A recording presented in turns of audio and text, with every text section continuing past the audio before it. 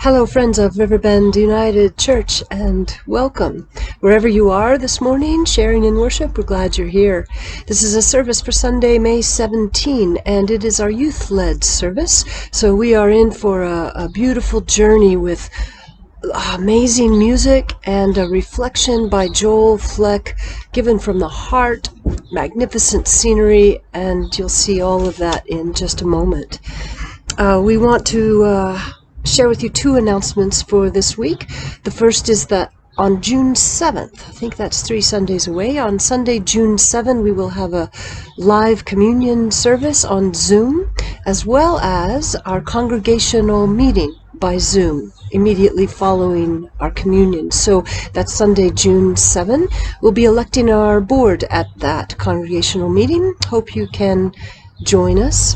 And second announcement is that our Safeway grocery cards will be for sale at the church with safe social distancing practices in place for the transference of the cards. This Friday, May 22 at 10 a.m., 10 to 12 a.m., stop by the church on this coming Friday if you want to buy grocery cards that you can then use, and the church receives money for that. Thank you to everyone who has responded to the Finance Committee's letter last week. We really appreciate your ongoing generosity, helping to keep the church alive, and I hope it means something to you to be able to give as well. So thanks for that support. There's an update of our April financial situation in our congregational email offered by our board chair, Matthew Schoenhardt. And now we are going to hear a children's story. So kids, gather round, and it's actually a story that's possibly not just for you kids, because it's actually one of my all-time favorite children's stories. And asking the question, where do we find God? So let's share in children's time with Carolyn Miller. Good morning, everyone. My name is Carolyn Miller, and this morning I'm going to be reading one of Valerie's favourite books, Old Turtle by Douglas Wood.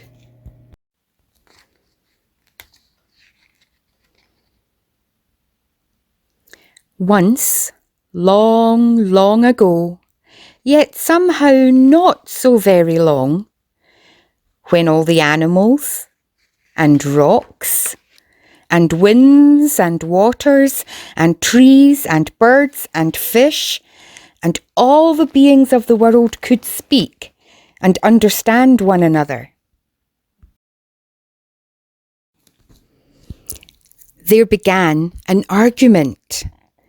It began softly at first, quiet as the first breeze that whispered, "He is a wind who is never still." Quiet as the stone that answered, "He is a great rock that never moves." Gentle as the mountain that rumbled, "God is a snowy peak high above the clouds." And the fish in the ocean that answered, "God is a swimmer in the dark blue depths of the sea."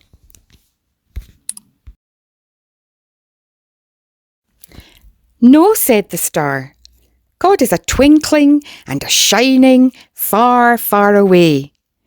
"No," replied the ant, "God is a sound and a smell and a feeling who is very, very close." "God," said the antelope, "is a runner swift and free who loves to leap and race with the wind."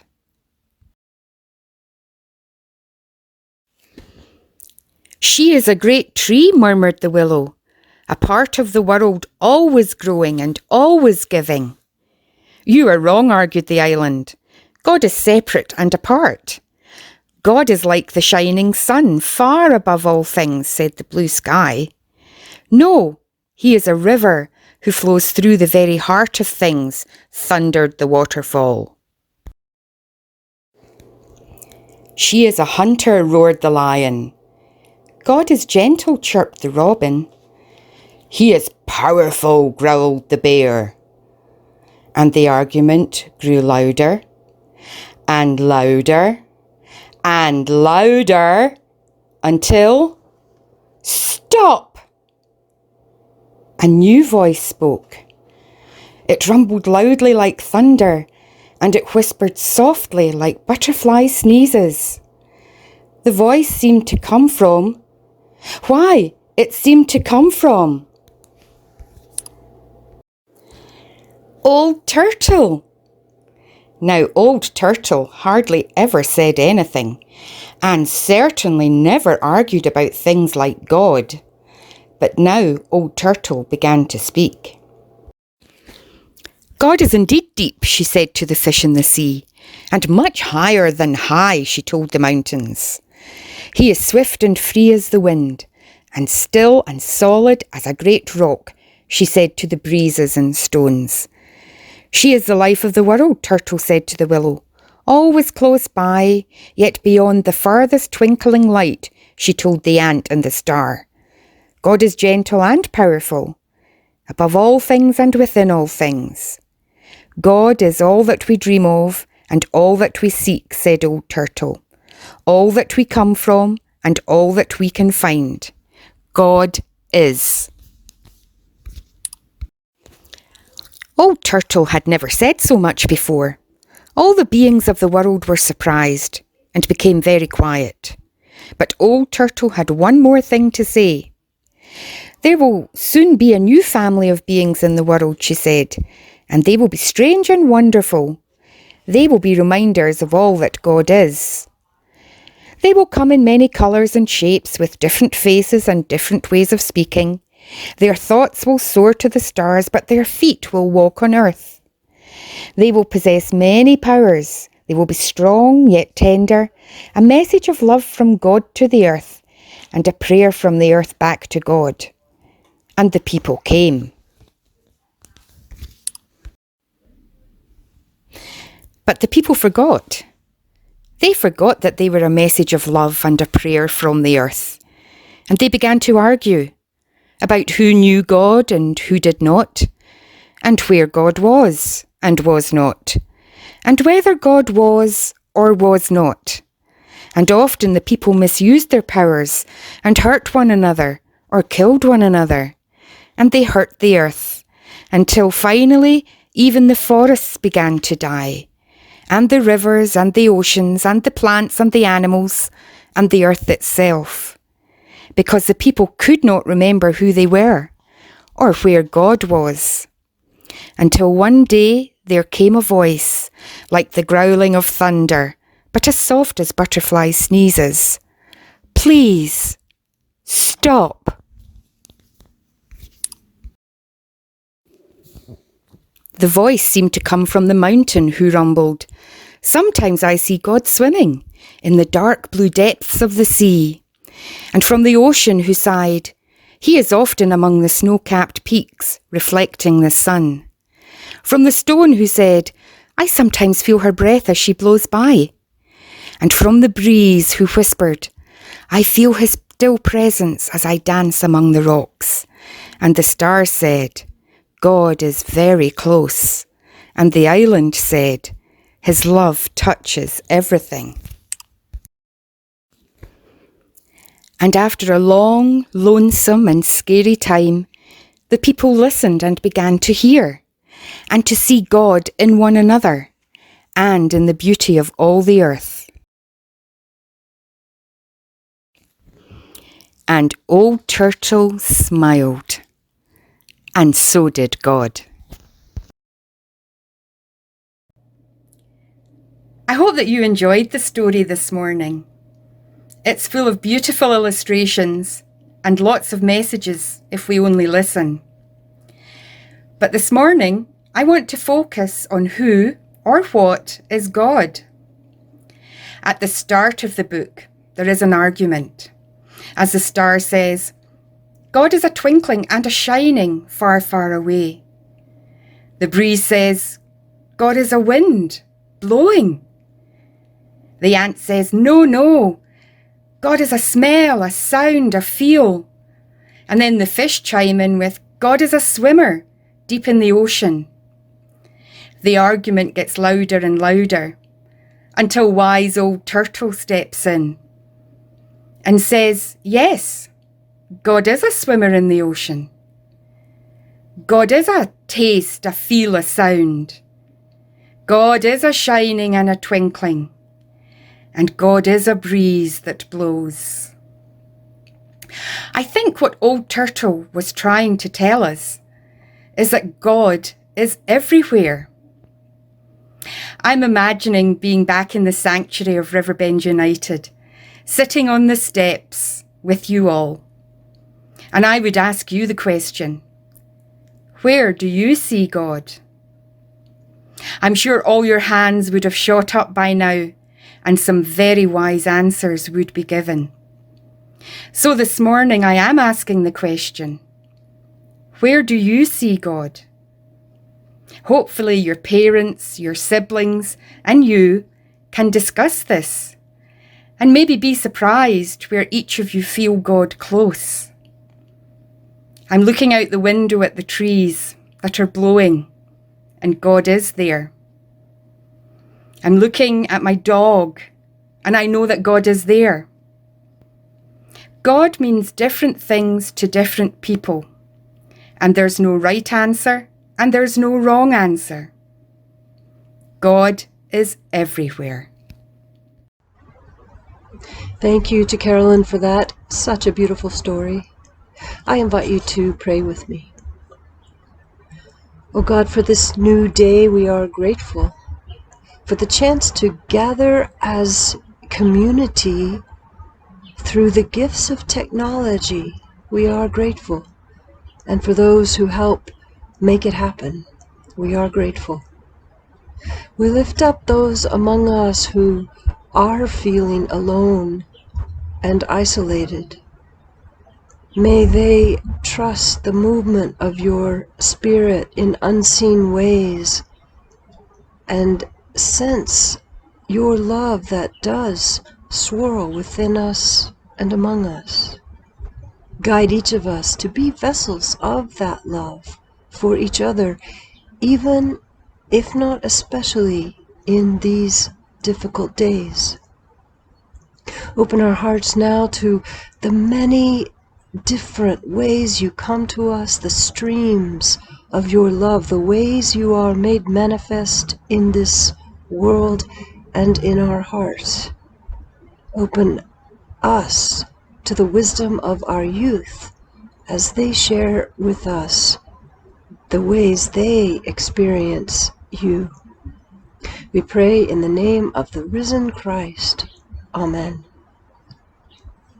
And now let's join Joel Fleck in a journey of reflection and magnificence and beautiful music. And thank you, Joel, for putting all of this together.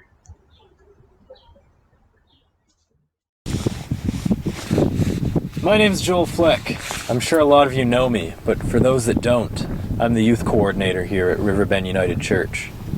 Around this time of year, we often have the youth lead one of the services. I've had some great Zoom discussions with the youth, and they inspired many of my words for my reflection today. This period of isolation has given me a lot of time for self-reflection. The complete pause on life has allowed me to reflect on all the experiences that have brought me to where I am today. One of the biggest influences on my life growing up was the church. That being said, though, I've always found it difficult to describe how spirituality fits as part of my identity. The idea of miracles, faith, and God, it all seemed to conflict with logic and reason. This is especially difficult for me as I'm currently studying physics and chemistry at university. I'm still quite young and my faith journey is still in its early days, so it isn't really my place to offer any spiritual guidance or wisdom. However, I would like to share a story from my spiritual journey and how it's shaped my perception of God and Christianity as a whole.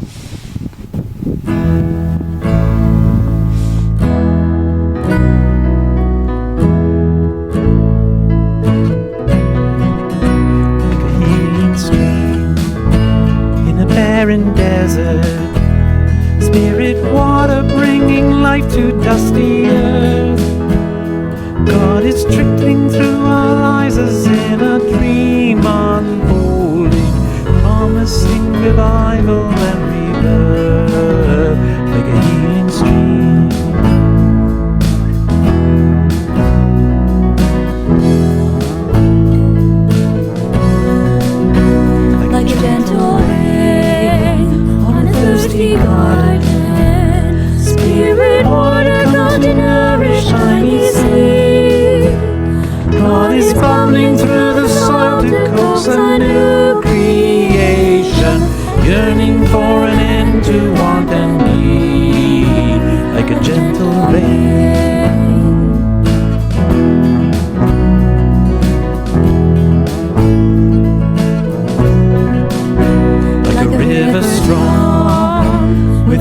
restless current, spirit water rushing on to distant shore.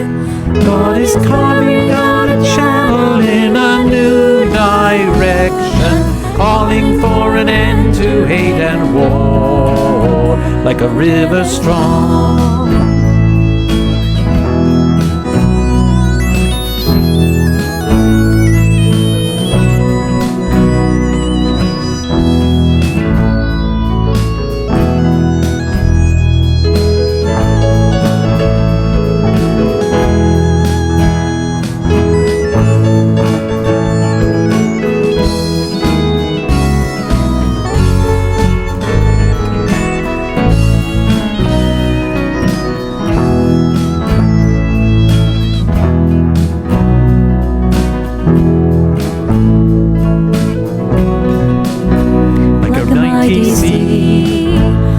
Far horizons, spirit water with the love both deep and wide.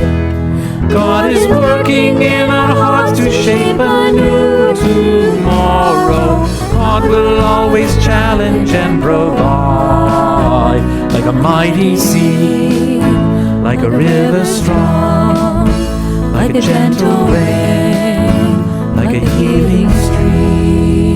About 8 months ago, I had a crisis of faith. It was the summer after a tumultuous first year of university. It was drawing to a close. I had just won the provincial rugby championships with my under-19 team. Our family was moving into a new house, and I finished my first full-time job with the university. It seemed like my life was going in a new direction, and the prospect of becoming an adult seemed a whole lot less intimidating. However, it was during this time I felt the least connected with my spiritual side. I hadn't been to church in over 2 months, and I started to question what had brought me there in the first place. Well, it must have been the youth group, of course, I thought. It was one of the most influential facets of my adolescence, and I'm still very close with many of the friends that I met through youth. Then I realized that I was the only one left that still attended church. Maybe it was the music. Playing music was one of my biggest passions, and I will always cherish the countless hours I've spent playing with my friends from the ensemble. Or maybe it was just a sense of community. I could always count on someone to strike up a conversation with me and ask how I was doing, even when I was feeling at my worst. I would always leave church feeling a bit better, knowing that there were people there who could care for me and appreciate me. I told myself for the longest time that I was a Christian and that I believed in God. I was both baptized and confirmed here, and I have been a member of the congregation for almost 20 years now. Yet when I started to reflect on why I actually came to church, I realized that none of the reasons I had for coming require me to be religious. I decided to believe in God because I went to church. I didn't go to church because I believed in God. It was almost ironic that at a time when I felt so good about the direction my life was taking, I felt the least connected to God. How was I supposed to be a spiritual role model for the youth when I didn't even feel spiritual myself? That week, I called on my spiritual mentors, Doug and John Spanner, to offer me some guidance. We went for drinks one night at the Bend and stayed until the late hours of the evening talking about God, faith, and religion as a whole. The one thing that I took from our conversation was that God manifests himself in different ways for different people. Some people feel closest to God during worship as a congregation, or when we all sing together. Others feel closest to God when they go out for a walk in nature, or for some, God manifests himself when we spend time with friends and family. After thinking about this for a bit, I decided that I needed to find something that makes me feel close to God. I went over all my old Bible stories and started to notice a pattern. God revealed himself to Abraham when he went to the top of the mountain. God gave Moses the 10 Commandments when he went to the top of the mountain. Jesus gave his most famous sermon on the top of a mountain. I knew what I had to do. By the Lord of sea and sky, I have heard my people cry, all who dwell in deepest sin, my hand will save. I who made the stars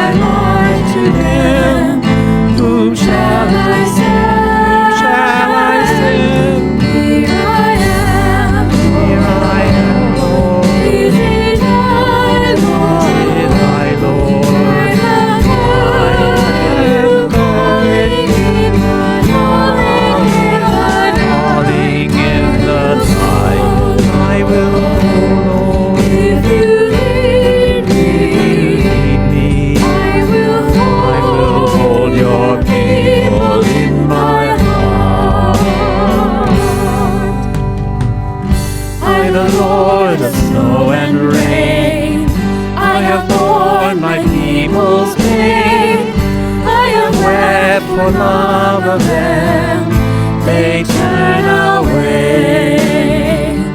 I will break their hearts of stone, give them hearts for love alone. I will speak my word to them. Whom shall I send? Whom shall I send? Here I am, Lord. Is it I, Lord? Is it I, Lord? I have heard you calling in the night.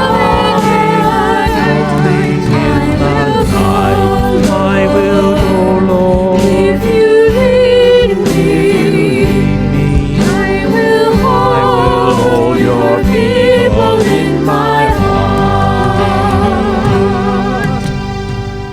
I'm the Lord of wind and flame.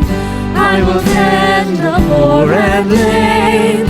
I will set a feast for them. My hand will save. Finest bread I will provide, till their hearts be satisfied.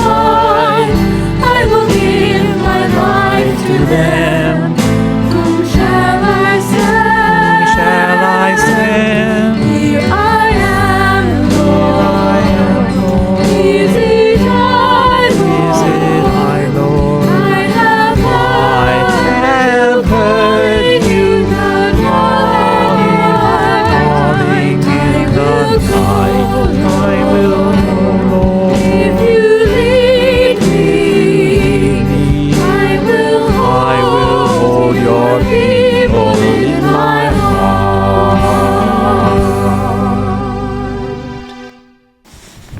Near our family homestead near Jasper National Park, there's a poorly maintained old dirt road that can only be driven on with an ATV or a four-wheel drive. After a half-hour drive, there's a path that climbs the side of the ridge which overlooks the Athabasca River Valley. After scaling the ridge, we walk along the top above the tree line with a full 360-degree view of the valley. And at the end of the ridge, there's a small summit next to a shallow stream that feeds into a 100-foot deep canyon. If there was one spot that was going to bring me closer to God, that was probably it. There's something powerful about nature that never ceases to amaze us, whether it be looking across the vast ocean, or the starlit sky on a clear night, or the towering presence of the mountains.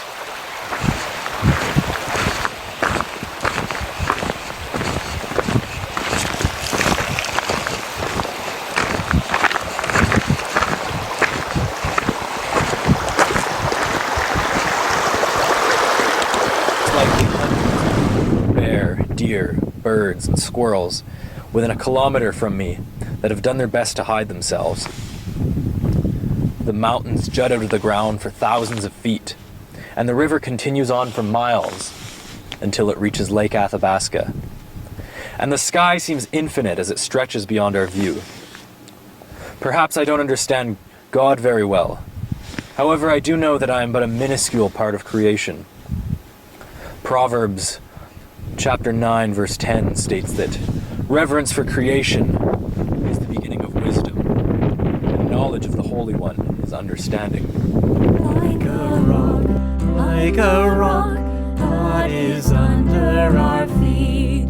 Like the starry night sky, God is over our head. Like the sun on the horizon, God is ever before. Like the river runs to ocean, our hope is in God evermore.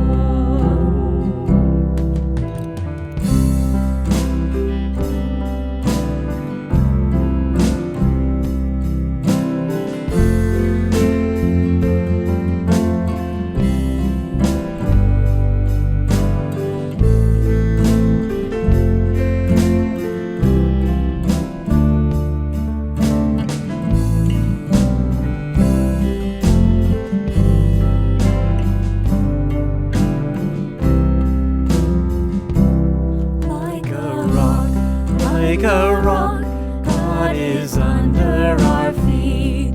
Like the starry night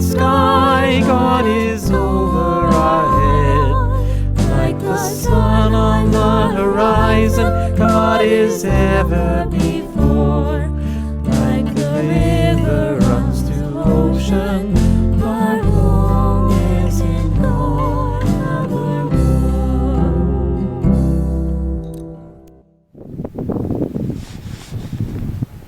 This wasn't like the stories, though. In Genesis, God spoke with Abraham and Moses on top of the mountains. I haven't heard anything yet, though. This was something that really bugged me and is kind of what caused me to be skeptical of God and the Bible in the first place. When we read the old stories from the Bible, we get the impression that God is like us. He thinks like us, talks like us, and has emotions like us. When I had my discussion with the youth a few weeks ago, Annika and Nathan told me that when they were little, they thought our old minister, Don Coots, was God. I thought this was absolutely hilarious, but when I thought about it for a second, I realized that for a child, Don Coots with his white beard and robes might not seem too far off.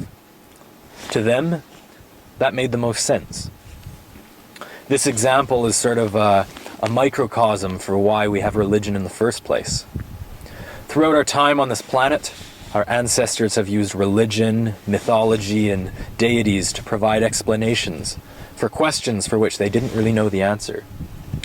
Why did the sun come up during the day and disappear at night? Where did the earth come from? How did we come into existence? However, as our technology and understanding of the world progressed, we began to find evidence-based answers for these questions. We found out that the sun rises in the morning and sets at night because our planet, which is shaped as a sphere, rotates along its axis. We figured out that the Earth and the solar system formed due to the gravitational attraction between clumps of matter flying around through space. And overwhelming evidence indicates that we have adapted into our current species over tens of thousands of years through a process known as evolution. So is that it then? Can we truly disprove the existence of God because we can't see or hear him? The United Church Creed says the following: "We believe in God, who has created and is creating, who has come in Jesus, the Word made flesh, who works in us and others by the Spirit, who works in us and others by the Spirit." To me, this is one of the most poignant lines of the new creed, and it beautifully encapsulates my own depiction of God. In our own statement of faith, we acknowledge that the workings of God aren't of magic or miracles, but of the spiritual connection that exists between us all. When I go back to all the reasons I previously stated for attending church, the youth group, the music ensemble, the community, I realize that they all share one thing in common: a longing for spiritual connection. Spirit, open my heart to the joy and pain of living. As you love, may I love in receiving and in giving. Spirit, open my heart. God, replace my stony heart with a heart that's kind and tender. All my coldness and fear to your grace I now surrender. Spirit, open my heart to the joy and pain of living. As you love, may I love in receiving and in giving. Spirit, open my heart. Write your love upon my heart as my law, my goal, my story. In each thought, word, and deed, may my living bring you glory. Spirit, open my heart to the joy and pain of living. As you love, may I love in receiving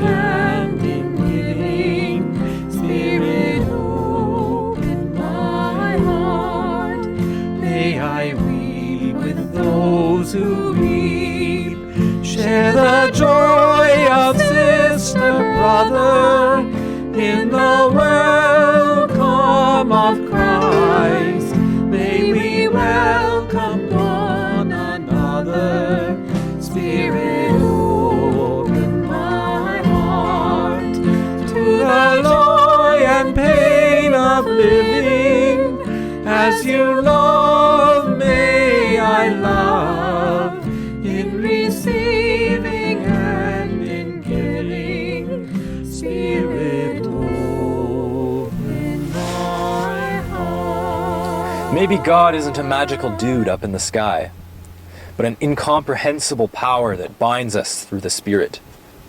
Even as I stand here in the middle of nowhere, all alone, well, not really all alone, I'm connected to all of you, not by magic, but by the memories and collective experience we share. These memories and experiences are what have brought me to this moment. This Spirit not only connects us to our present, but also to our past. It's the living memory and experience of our ancestors that has brought our society to its current state. One of the most beautiful parts of the Bible is that it reflects our ancestors' struggle to comprehend God.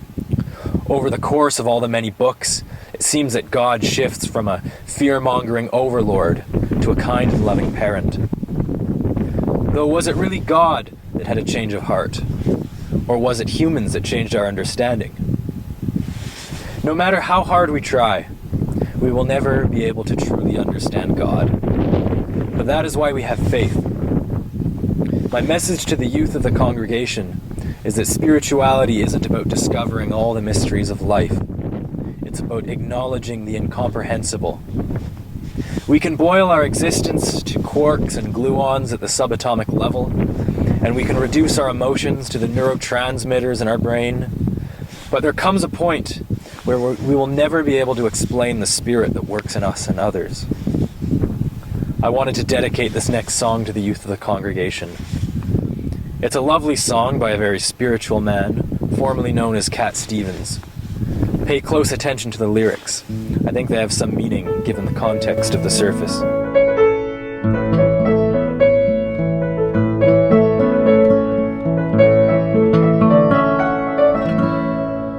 Oh, very young, what will you leave us this time? You're only dancing on this earth for a short while. And though your dreams may toss and turn you now, they will vanish away like your daddy's best jeans, denim blue, fading up to the sky. And though you want to last forever, you know they never will. You know they never will.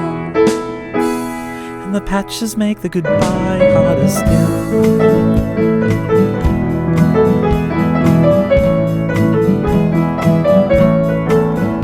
Very young, what will you leave us this time? There'll never be a better chance to change your mind. And if you want this world to see a better day, you carry the words of love with you. Will you ride the great white bird into heaven?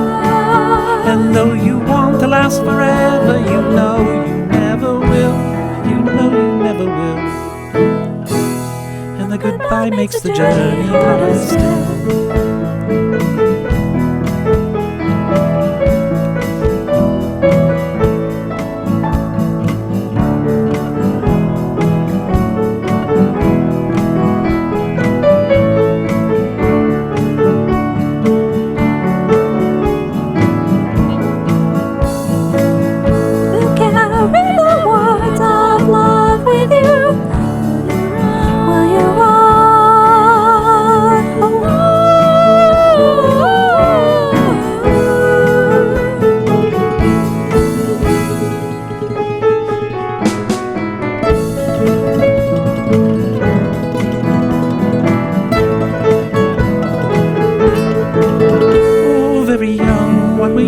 Us this time, you're only dancing on this earth for a short while.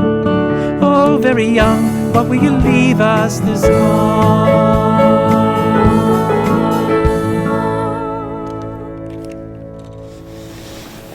The whole reason I came out to the mountains in the first place was to see if God would manifest himself to me. To be quite honest, I'm not sure what a manifestation of God would look like, but I figured that maybe the youth of Riverbend could help me out. I went ahead and asked the members of the youth group, both past and present, if they had a moment or a place that made them feel the most spiritual or close to God. No one's spirituality is the same. However, we are all connected by one spirit. I feel the most spiritual when I get to sing and play music with other people. At a concert, listening to music, being with my friends, walking my dog, when Connor McDavid scores. But all those are kind of too imprecise, so I think for the full answer I'm going to say I feel closest to God when I feel alive. Hi everyone, this is me, Michelle Roy. The way that I feel close to God is when I'm at church praying and when I'm at home praying. But ever since the Corona-19 virus started, I felt him even more closer to me than ever before. Hi, I'm Nathan, and I feel closest to God at church.